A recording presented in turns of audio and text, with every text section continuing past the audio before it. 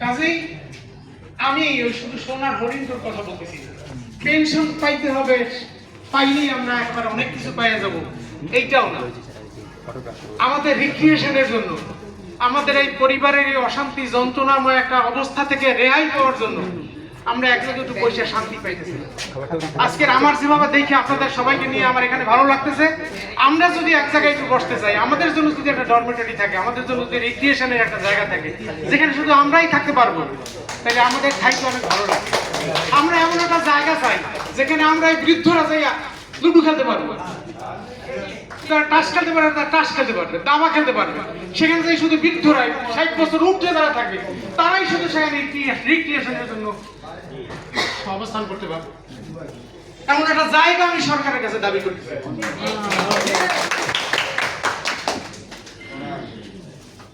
10,000 টাকা ঘরে আনার সাথে সাথে ডিস্ট্রিবিউশন হয়ে যাবে।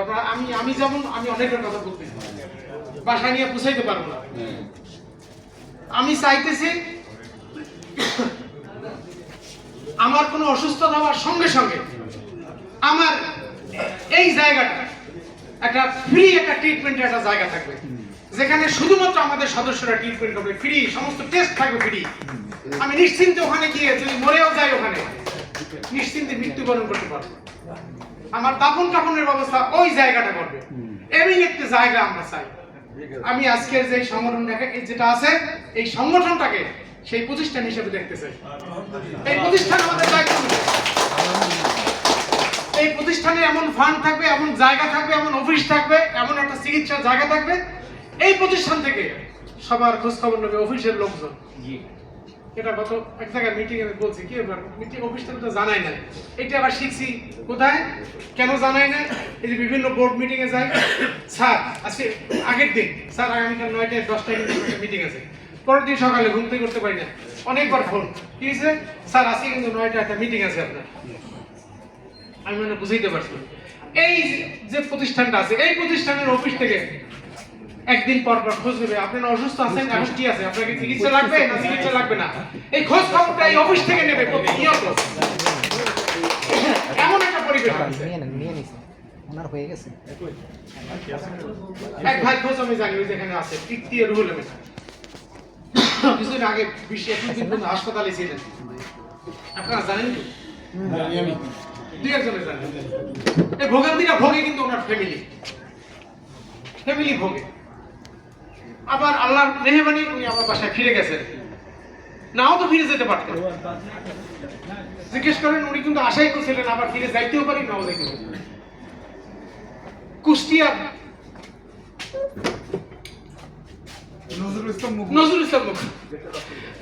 ইসলাম মুকুল নামে এক লোক আমার কাছে চিঠি পাঠিয়েছেন, ভাই ডাক্তার বলে দিয়েছেন আমি আর বাঁচবো না, এই আমার শেষ, আপনাকে আমি একটু দেখতে চাই, আপনার সাথে আমি একটু দেখা করতে চাই, শুনেছি আগামী শনিবার আসবেন, এই যে আগামী শনিবার আমি কুষ্টিয়া থাকবো, আল্লাহ যদি তৌফিক দেয়, তো যদি একটু একবার দেখা করেন, বয়স্ক মানুষ, ওনার শেষ ইচ্ছা উনি আমাকে একটু দেখবেন।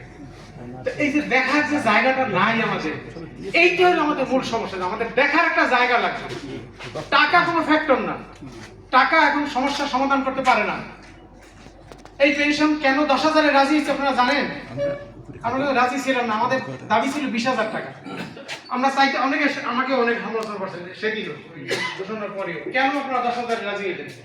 আগে 10,000 যদি হয়, এখন যদি মন্ত্রী থাকে স্বপন 5 বছর পর আরেকজন আসবে, আমরা থাকবো না, 20,000 একটু সময় লাগবে।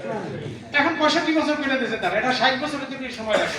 একদিনের রাস্তায় ধরবেন, একদিন খালি রাস্তায় নামবো, এইখানে আমি বলবো এখানে যোগাযোগ রাখেন, খোঁজ খবর নেন কি হয়েছে কোথায় হয়েছে, তাহলে এই সংগঠনের নেতৃবৃন্দ আর গতি ফিরবে।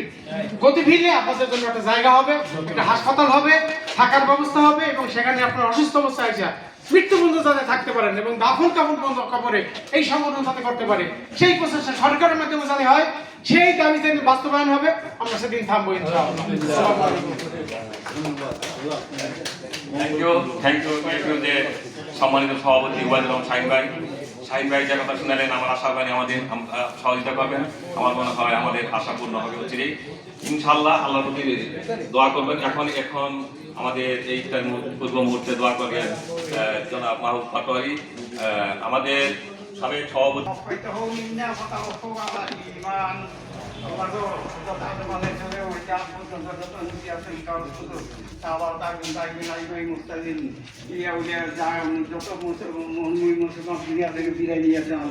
সবার কপাল মাফ করে